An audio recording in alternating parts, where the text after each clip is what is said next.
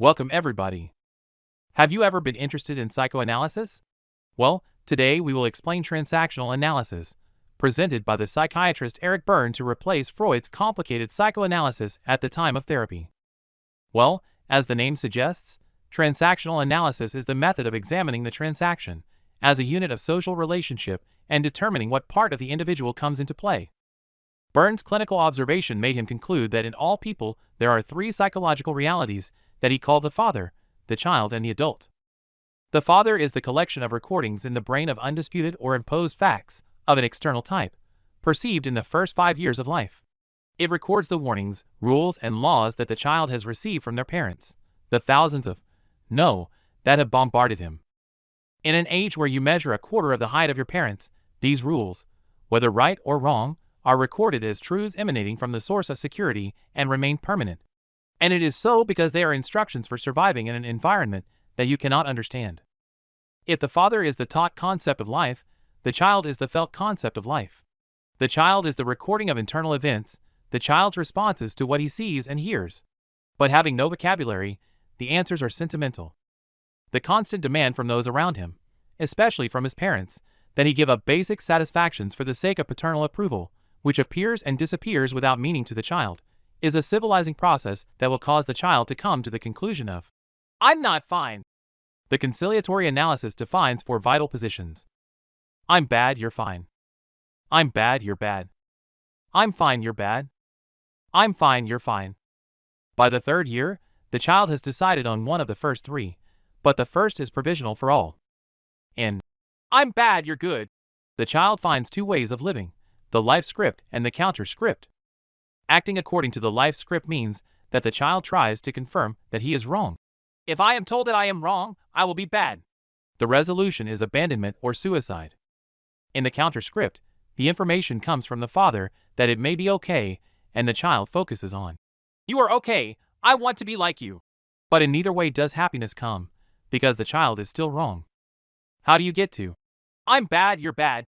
At the end of the first year of life, it is no longer necessary to hold the child. And if the parents are cold, this means that the caresses stop. The child then comes to this conclusion if this state of neglect is prolonged. In this position, the adult stops developing, because his function of getting caresses has stopped making sense. The person has lost hope, and may go through life in a state of seclusion, reflecting a vague desire to return to when they were caressed. The "I'm good, you're bad" is the criminal position. The element of kindness comes from self-stroking, at times when the child is healing from serious wounds inflicted by their parents. It is when the child is alone and convalescent that he experiences a sense of well-being in himself. The child is like saying, "I'll be fine if you leave me alone. I'm just fine." And when the brutal parents appear again, the horrified child screams with hatred that they are evil.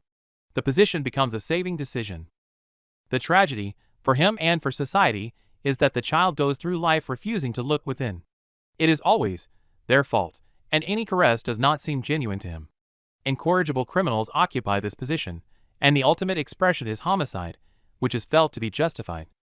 In the fourth position, that of "I'm fine, you're fine," is a conscious and verbal decision, which apart from requiring more information about the individual and others, also incorporates unexperienced possibilities.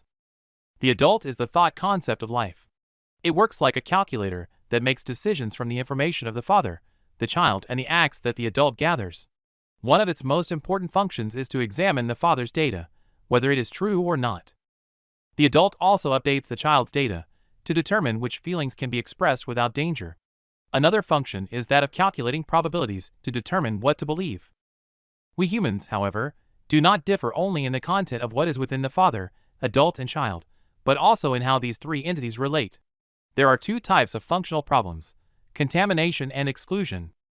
The contamination by the father of the adult is what produces prejudice in the person, and the contamination by the child of the adult is what produces disillusionment. The second is the one that could cause hallucinations. Exclusion consists of blocking an entity. When the child is blocked, the person will be obsessed with duty, and will find it hard to play and joke. When the father is blocked, the person leaves behind duty and social norms. There is still one more case, when the adult is blocked.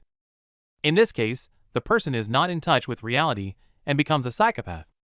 So far this summary of the theory of transactional analysis. I hope you liked it, And if you did, don't forget to give it a like.